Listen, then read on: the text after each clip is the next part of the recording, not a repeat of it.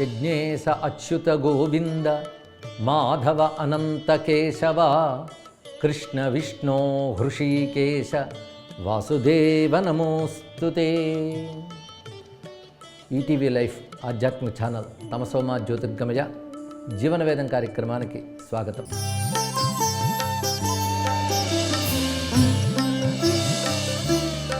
ఒకప్పుడు ధర్మరాజు మహాభారతంలో శ్రీకృష్ణ పరమాత్మతో అన్నటువంటి మాట చాలా విశేషమైనటువంటి విషయాన్ని తెలియజేస్తున్నది.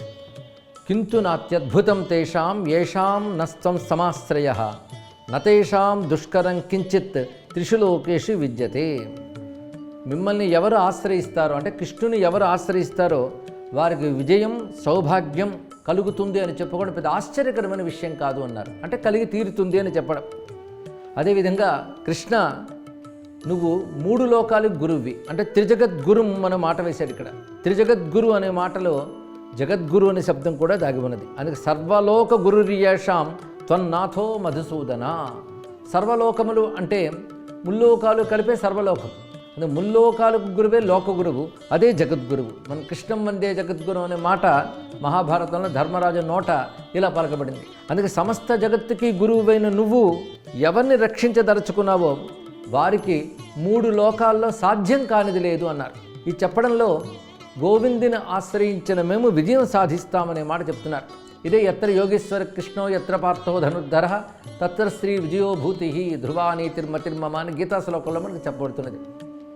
ఇక్కడ ఈ మాటల్లో ధర్మరాజు చెప్తున్న ప్రధాన విషయం ఏంటంటే భగవంతుణ్ణి ఆశ్రయించిన వారికి విజయం సౌభాగ్యం కలుగుతుంది. ఇందులో ఆశ్చర్యమేం లేదు ఒకటి చెప్పడం. రెండవది జగద్గురువైనటువంటి కృష్ణ పరమాత్మను ఆశ్రయించినటువంటి వారు మూడు లోకాల్లో దేన్నైనా సాధించగలరు. ఈ రెండు చాలా ధైర్యంతో ధర్మరాజు చెప్తున్నాడు. అందుకే నిన్ను ఆశ్రయించిన మేము యుద్ధంలో తప్పకుండా విజయం సాధిస్తామని యుద్ధ పూర్వమే యుధిష్ఠిరుని వచనం. తత్ప్రసాదార్థి గోవింద వయం జయిష్యామహే రిపూన్. శత్రువులను మేము జయించగలమని ధైర్యంగా చెప్పాడు. అయితే కృష్ణుడిని వాళ్ళు ఆశ్రయించారు, కృష్ణుడు వారితో ఉన్నాడు. ఆశ్రయించిన వాడికి ఉండవలసింది ఏంటంటే ధర్మబుద్ధి. ఆ ధర్మబుద్ధి చేత కృష్ణుడు ఆశ్రితుడిగా అభిమిస్తున్నాడు. అదే భగవంతుడిని ఆశ్రయించాలి అంటే ముందు ధర్మాన్ని ఆశ్రయించి ధర్మాన్ని పట్టుకుని భగవంతుడిని పట్టుకోగలగాలి. ఎందుకంటే ధర్మం కూడా భగవత్ స్వరూపం కనుక. అలాగే ధర్మం లేనప్పుడు భగవంతుడి ఆశ్రయం దొరకదు. భగవంతుడి ఆశ్రయం దొరికిందా తప్పకుండా జయం సిద్ధిస్తుంది. అది ఇందులో ఉన్నటువంటి మర్మం. అందుకే భగవానుడు కూడా స్పష్టం చేస్తూ అర్జునుడితో ఒక మాట చెప్తాడు. ఎప్పుడైనా సరే ధర్మం తప్పిన వాళ్ళని నేను సంహరిస్తాను అన్నాడు. అంటే సంహరించుట అంటే అర్థం ధర్మం తప్పిన వాళ్ళు జీవితంలో ఓడిపోతారు. ఎందుకంటే ధర్మమే వాళ్ళని ఓడిస్తుంది.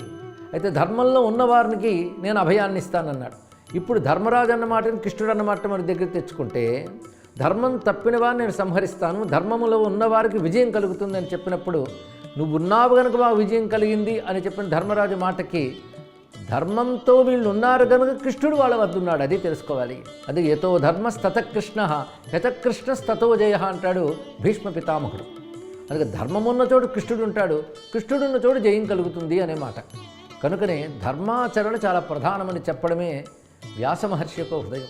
ఆ మహర్షి వాక్కు ప్రకారంగా మనం తెలుసుకుంటున్న విషయంలో కృష్ణుడు స్వయంగా అర్జునుడితో చెప్పిన మాట. కృష్ణుడి కంటే ఋషి ఎవరుంటారు? ఋషులకు ఋషి ఆయన. అందుకే ఆయన చెప్పినటువంటి ఈ మాట మన వేద జీవనం ప్రపంచానికి చెప్పినటువంటి బోధ. వేదమే భగవత్ స్వరూపం. వేదం ద్వారా వినబడేదంతా భగవంతుని వచనమే. అందుకే జగద్గురువైన భగవంతుడు ఆ గురు బోధను వేదం ద్వారా చేస్తున్నాడు. అదే పంచమ వేదమైన మహాభారతంలో కూడా కనబడుతున్నది. ఏహి ధర్మస్య లోప్తారో వధ్యాస్తే మమ పాండవ ధర్మ సంస్థాపనార్థం హి ప్రతిజ్ఞైషా మమ అవ్యయ. ధర్మ సంస్థాపన కోసం నేను ప్రతిజ్ఞ పట్టేనయ్యా అన్నాడు. ఆ ప్రతిజ్ఞ ఏమిటంటే ఎవరు ధర్మాన్ని ఉల్లంఘిస్తారో వారు దెబ్బతింటారు. వారిని దెబ్బతీసేది ఎవరు? కాలస్వరూపుణ్ణైన నేనే వారిని దెబ్బతీస్తున్నాను. భగవంతుడు వారి కర్మలను అనుసరించి కాలానుగుణంగా శిక్షిస్తాడు. ఎవరిని శిక్షిస్తున్నాడు?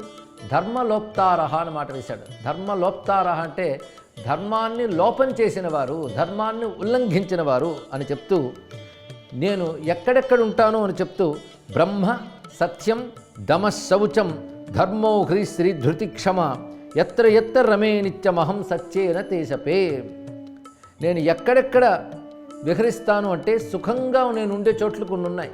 అక్కడ నేను ఉంటాను. అంటే అవి ఎవరి వద్ద ఉన్నాయో వారి వద్ద నేను ఉంటాను. ఇప్పుడు పాండవులు అయిన మీ వద్ద నేను ఉన్నానంటే మీ వద్ద ఇవి ఉన్నాయి కనుక అవేమిటంటే బ్రహ్మ, సత్యం, దమః, శౌచం, ధర్మో, హ్రీశ్రీ, ధృతి, క్షమ. ఇక్కడ బ్రహ్మ శబ్దానికి వేదము అని అర్థం. ఎందుకంటే ధర్మమేదో అధర్మమేదో చెప్పే శాస్త్రం వేదమే కదా. అందుకే వేదము, సత్యము, దమము, దమము అంటే ఇంద్రియ నిగ్రహము, శౌచము శుచి అని చెప్తున్నారు ఇక్కడ. అలాగే శాస్త్రానుగుణమైన ధర్మము, లజ్జ, లజ్జ అంటే తప్పు చేయడానికి వెనకాడడం. అలాగే జ్ఞాన సంపద, ధైర్యము, క్షమ. ఈ గుణాలు ఎక్కడుంటాయో అక్కడ నేను రమతే ఆనందంగా విహరిస్తానని చెప్తున్నాడు ఇక్కడ. ఇవి గుర్తుపెట్టుకోవాల్సింది. అంటే వేదమనగా శాస్త్రము, శాస్త్రాన్ని నిరంతరం మననం చేసుకుంటూ ఉండడం ఒకటి, సత్యం ఒకటి, ఇంద్రియ నిగ్రహము, శౌచము, ధర్మము, లజ్జ, జ్ఞాన సంపద, ధైర్యము, క్షమ 10 చెప్పారు ఇక్కడ. ఇందులో ధైర్యం, క్షమ కూడా చాలా విశేషమైనవి. ధైర్యం అంటే దృఢంగా ఉండడం, మనస్సు ధృతితో అంటే నిలుకడగా ఉంచుట అని అర్థం. అదే సుఖం వస్తే పొంగిపోవడం, దుఃఖం వస్తే కుంగిపోవడం మాత్రమే కాకుండా మనస్సును ఎప్పుడు నిలుకడగా ఉంచగలగాలి, అది ధైర్యం. పైగా ఆపదలు కలిగినప్పుడు నిబ్బరంగా ఉండడం కూడా ధైర్యమని ఒక మాట చెప్తున్నారు. ఆపదలందు దాల్మియను అంచిత సంపదలందు అని భర్తృహరి చెప్పినట్లుగా. అలా క్షమ, సహనం కలిగి ఉండడం. ఈ సహనం అనేది అటు ధర్మానికి ఇటు మోక్షానికి కూడా పనికొస్తుంది. అంటే ధర్మం మోక్షానికి పనికిరాదా అంటే ధర్మం లేదు మోక్షమే లేదు, అది వేరే విషయం. కానీ మోక్షమే పరమావధిగా జీవించేవాళ్ళు కొందరు ఉంటారండి. ధర్మంతో లోకంలో చక్కగా ఉండేవాళ్ళు కొందరు ఉంటారు. ఈ రెండూ అవసరమే. లోక వ్యవహారం నడవాలి అంటే ధర్మంతో నడుస్తుంది.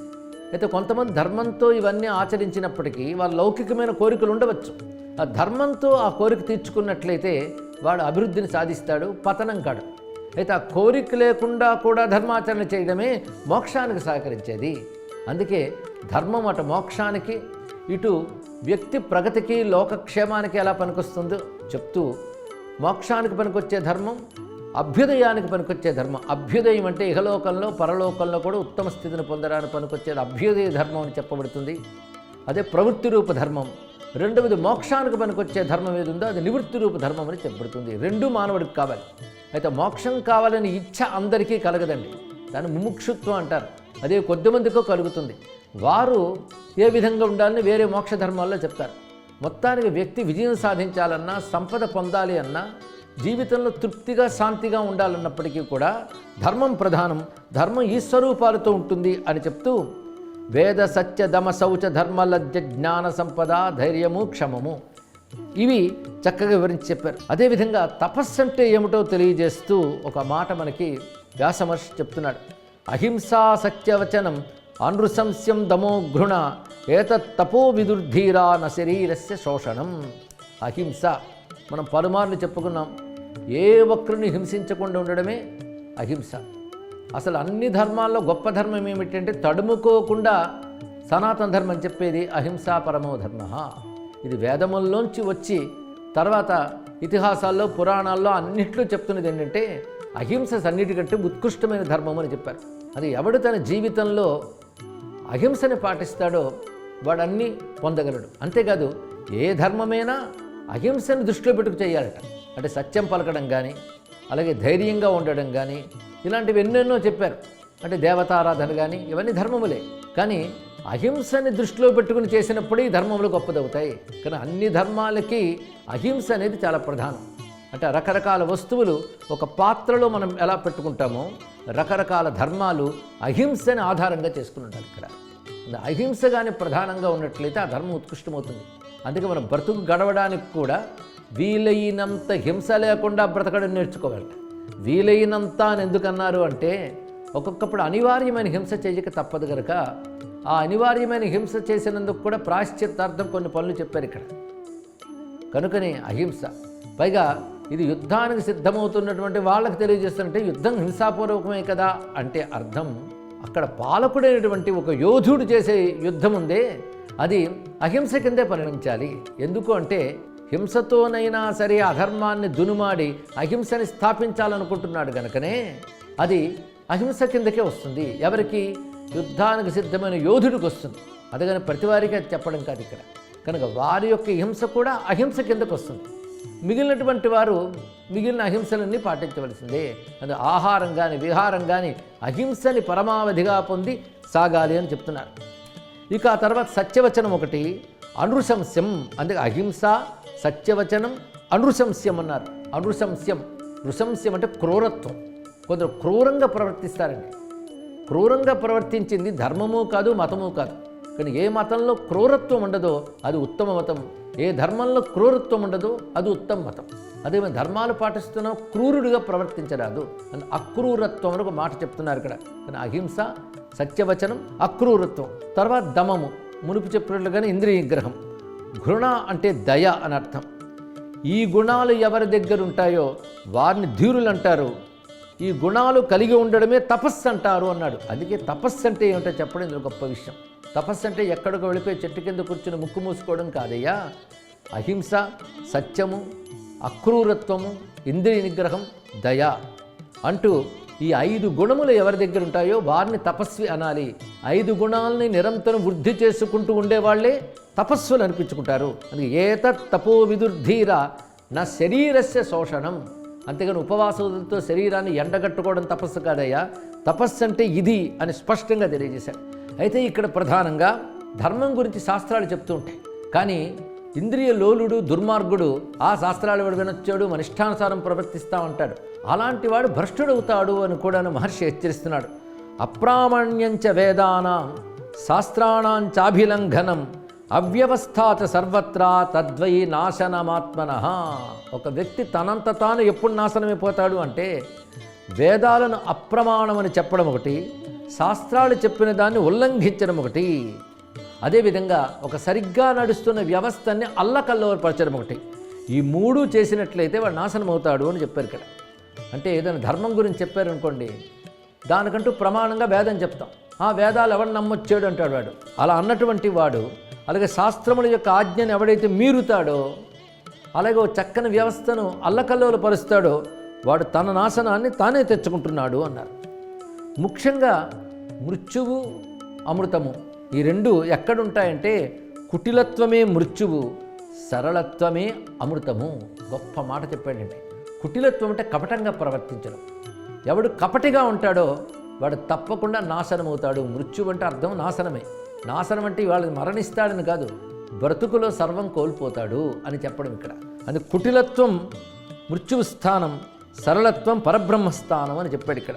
సర్వం జింహం మృత్యుపదం ఆర్జవం బ్రహ్మణ పదం అనే మాటని అద్భుతంగా బోధిస్తున్నది మహాభారతం. అంతేకాదు వృషః, వృషలః అని 2 శబ్దాలు ఉన్నాయి. వృషః అంటే అర్థం ధర్మము, ధర్మముతో ఉండడం. ఎవడైతే ధర్మంతో ఉంటాడో వృషుడు అనాలట. మరి వృషలుడంటే ఎవరు అనేదాన్ని ఉతచ్చుడనే మహర్షి మాంధాతృ చక్రవర్తితో చెప్తున్నాడు. వృషో హి భగవాన్ ధర్మో యస్తస్య కురుతే హ్యలం వృషలం తం విదుర్దేవాః తస్మాత్ ధర్మం వివర్ధయేత్. అన్నిట్లో కనబడుతుంది ఏంటంటే ధర్మం చాలా ముఖ్యం. ధర్మం లేనటువంటి వాడు తాత్కాలికంగా వృద్ధిలో ఉన్నప్పటికీ శాశ్వతంగా దెబ్బతినేస్తాడు అని చెప్తున్నారు ఇక్కడ.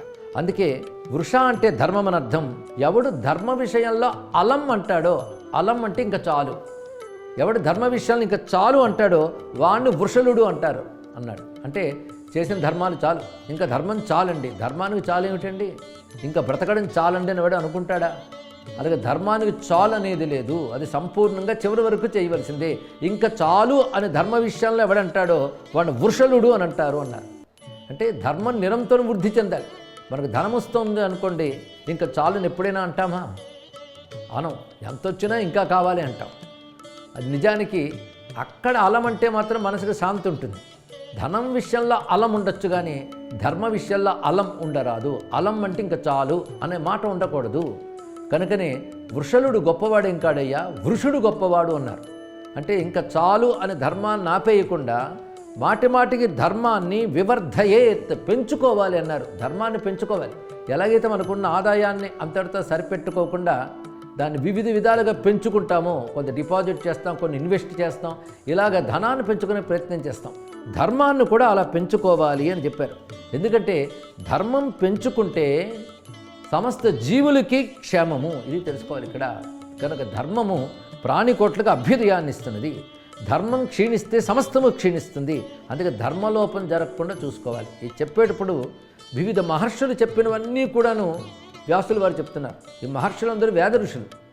ఇదే వేద ఋషులు చెప్పినదే వేద జీవనం, అదే జీవన వేదం అని మనం చెప్పుకుంటాను. ఇక్కడ ధర్మే వర్ధతి వర్ధంతి సర్వభూతాని సర్వదా. ఇవి కొటేషన్స్లో గుర్తుపెట్టుకోవాలండి.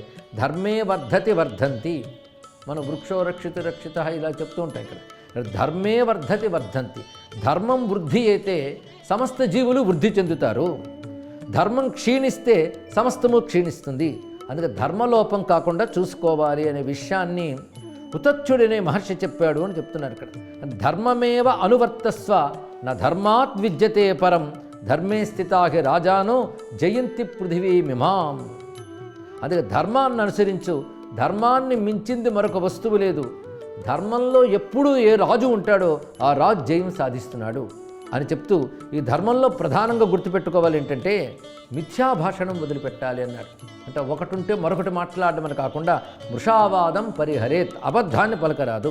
అంతేకాదు కుర్యాత్ ప్రియమయాచిత, ఇతరులు అడగకుండానే ప్రియం చేయాలన్నాడు. ధర్మంలో ఇది ఒక లక్షణం. అంటే వాళ్ళు అడిగితే చూద్దామని అని కాకుండా తనంత తాను ఇతరులకి ఇష్టమైనది చేయాలి, ఇది చెప్తున్నారు.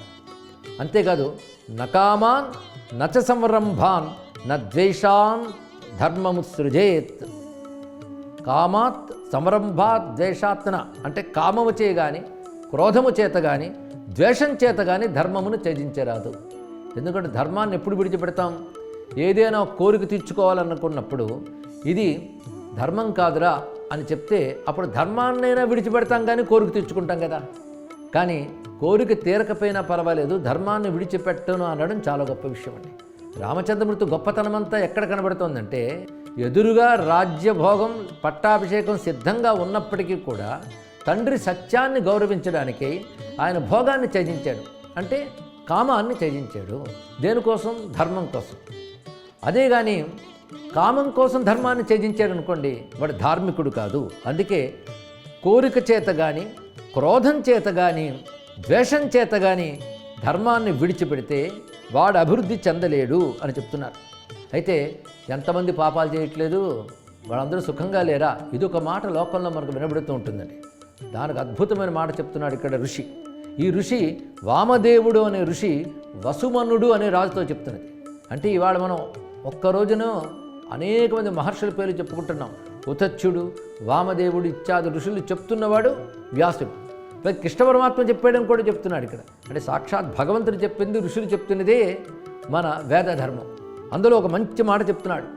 నా ధర్మశ్చరితో రాజన్ సద్యఫలతి గౌరీవ మూలాని చ ప్రసాకాశ్చ దహన్ సమధిగచ్చతి. మంచి విషయం చెప్తున్నాడు ఇక్కడ. అధర్మం యొక్క ఫలం వెంటనే కనబడదయ్యా. ఇలా ఆవు పాలు పొదుగు పిండగానే అలా పాలు వస్తాయి. అలా రాజు సుమ అధర్మం యొక్క ఫలం.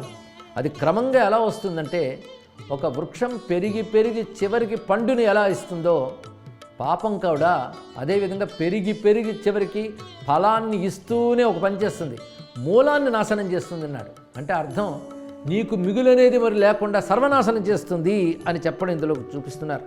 పైగా ఒక తోలు సంచిని గాలితో బాగా నింపితే అది ఎలా ఉబ్బిపోతుందో పాపాత్ముడు పాపంతో ఉబ్బిపోతాడు. పాపం పూర్తిగా నిండిపోయినప్పుడు పుణ్యకార్యాల్లో ప్రవర్తించలేడు. అసలు పుణ్యం గురించి చెప్తూ ఉంటే వినబుద్ధి కూడా వేయదు వాడికి. అంతే కదా, పుణ్యకార్యాలకు బుద్ధి కూడా వెళ్ళదు. అలాంటి వాడి గతి ఏమవుతుందో తెలుసా? ఒక నది ఒడ్డున చెట్టు సరిగ్గా నీటికి తగులుతున్నట్లయితే కొన్నాళ్ళకి ప్రవాహ వేగంతో చెట్టు ఎలా కూలిపోతుందో అదేవిధంగా పాపాత్ముడు కొంతకాలానికి అదేవిధంగా కూలిపోతాడు. వాడు పాపమే అతన్ని ఆ విధంగా నాశనం చేస్తుంది అని అద్భుతమైన విషయాన్ని ఇక్కడ చూపిస్తున్నారు. అందుకే ధర్మము యొక్క నిష్ఠని చెప్పడం ఋషి యొక్క ప్రధానమైన ప్రయోజనం. పైగా ఒక ఋషి కాదు, అందరు ఋషుల మాటలు ఇవే చెప్తున్నాయి అని ఇందరు ఋషుల మాటలు ఒక చోట తీర్చి మనకు చెప్పిన మహానుభావుడు భగవాన్ వేదవ్యాస. ఆయన చెప్తున్నారు ఇక్కడ. అంటే వేదవ్యాసుడు కూడా వేద ఋషే. ఆ వేదంలోని ఇతర ఋషులు చెప్పిన మాటలను ఒక దగ్గర తీసుకొచ్చి వారందరూ కూడా ధర్మం గురించి ఎలా చెప్పారో చెప్తున్నాడు. అదేవిధంగా వీరి మాటలన్నింటినీ కూడా నిశ్చయమని రుజువు చేసిన వాడు ఎవరంటే భగవంతుడే. అది ఋషుల వాక్కులు నిజములను రుజువు చేస్తాడు భగవంతుడు. ఎందుకంటే భగవంతుడి యొక్క హృదయమే ఋషుల వాక్కుల ద్వారా వస్తుంది కనుక ధర్మమే భగవత్ స్వరూపం. ధర్మం ఉన్న చోట భగవంతుడు ఉంటాడు అనే విషయాన్ని ఇంత చక్కగా చెప్తూ ఈ ధర్మము ప్రధానంగా తెలుసుకోవలసినది ఇది శాశ్వతమైనటువంటి పరమార్థాన్ని దృష్టిలో పెట్టుకొని చేయాలి తప్ప అల్పమైన ప్రయోజనాలను దృష్టిలో పెట్టి చేయరాదు. ఎందుకంటే కళ్ళ ముందే కనబడుతున్నాయి. ఇవాళ పొందింది రేపు నాశనమైపోవడం మనం చూస్తూనే ఉన్నాం. నాశనమయ్యే లక్షణం కలిగిన సుఖాల కోసం శాశ్వతమైన ధర్మాన్ని విడిచిపెట్టడం ఏమిటి? అధర్మంతో సంపాదించేవన్నీ తాత్కాలిక సుఖమలే. కానీ అధర్మం యొక్క ఫలం ఏం చేస్తుందంటే తత్కాలంగా నువ్వు సుఖం పొందినట్టు కనబడ్డా అనంతరంలో విపరీత ఫలాన్ని ఇస్తున్నది. ఇది తెలుసుకో అని చెప్తూ, కూడబెట్టుకున్నవి చివరికి నశిస్తాయి, జీవితానికి చివరి మృత్యువు తప్పదు. కానీ కూడబెట్టుకున్న వాటికి నాశనం తప్పదు, జీవితానికి మృత్యువు తప్పదు, సంయోగానికి వియోగం తప్పదు. ఈ 3 మాటలు గుర్తుపెట్టుకోవాలి. అందుకే సంచయేచ వినాశాంతే, కూడబెట్టుకున్న వాటికి వినాశనము, మరణాంతేచ జీవితం, జీవితానికి మరణము, సంయోగానికి వియోగము. ఈ 3 తప్పకుండా ఉంటాయి. ఇది తెలుసుకుని మనిషి ధనాన్ని విడిచిపెట్టైనా సరే ధర్మాన్ని ఆచరించాలి. ఇలా ఆచరించిన వాడికి ధనం పోతే దిగులు రాదు, ధనం ఎక్కువైపోతే అహంకారం రాదు. ఇది తెలుసుకోవాలి. కనుక ధర్మాన్ని గట్టిగా పట్టుకున్నవాడు మరొక దాని మీద ఆధారపడ్డు, ధనం మీదో సుఖం మీదో ఆధారపడ్డు. అందుకే ధనం కానీ సుఖం కానీ పోయినవాడు బాధపడ్డు. ఇది ఎలాంటిదంటే ఒక పక్షి ఒక బలహీనమైన కొమ్మ మీద వాలితే పడిపోతుందేమని మనం భయపడతాం, కానీ ఆ పక్షి భయపడదుట. ఎందుకంటే అది కొమ్మను నమ్ముకోలేదు, తన రెక్కని నమ్ముకుంది అని చెప్పారు ఇక్కడ. తన రెక్క బలాన్ని నమ్ముకుంది కనుక కొమ్మ ఎలా ఉన్నా దానికి పర్వాలేదు, ఆ కొమ్మ పడిపోతే ఎగిరి వెళ్ళిపోతుంది. అలాగే ధర్మాన్ని నమ్ముకున్నవాడు లోకంలో హాయిగా నిలబడగలడు. ఎందుకంటే వచ్చే ఉండొచ్చు పోవచ్చు, కానీ ధర్మం అతని దగ్గర ఉంది కదా. ఈ మాటని పలు విధాలుగా మన ఇతిహాసాలు పురాణాలు బోధిస్తున్నాయి. ఈ ధర్మాచరణ మన చేత చేయించడం కోసమే ధర్మం యొక్క స్వరూపాన్ని చెప్పింది, ధర్మాచరణ చేసేవాడికి లభించే శాశ్వత ప్రయోజనాల గురించి చెప్పింది, ధర్మాన్ని తప్పినవాడికి కలిగేటువంటి దుర్గతులు కూడా చెప్పింది. అందుకే ఇక్కడ గొప్ప విశేషం ఏంటంటే ధర్మాన్ని శరణ పొందాలి అన్నాడు. రెండింటిని శరణ పొందాలండి. శరణు అంటే ఇదే దిక్కు అని ఆచరించడం, ఆశ్రయించడం. ఆచరించడం ఆశ్రయించడం రెండూ కూడా శరణే. ఒకటి ధర్మాన్ని శరణు వేడాలి, తర్వాత దైవాన్ని శరణు వేడాలి. ఈ 2. ఎందుకంటే ధర్మాన్ని పట్టుకుంటే భగవంతుడు ఉంటాడని నమ్మకం మనకు కలగాలి. అప్పుడు తప్పకుండా భగవంతుడు ఉండాలంటే ధర్మాన్ని పట్టుకుంటాం. ఆ పని చేసిన వాళ్ళే ధర్మరాజు మొదలైనటువంటి వారు, ఆ పని చెయ్యని వారే దుర్యోధనుడు మొదలైన వారు. ఈ మహా ఇతిహాస సారమంతా ఈ మాటల్లోనే మనకు కనబడుతున్నది. కనుక ధర్మనిష్టని ఇంత గొప్పగా తెలియజేసినటువంటి ఋషుల వాక్యాలకు నమస్కరిస్తూ స్వస్తి. ఈ కార్యక్రమాన్ని తిరిగి చూడాలనుకుంటే www.youtube.com/ETV Life Spiritual లో చూడవచ్చు.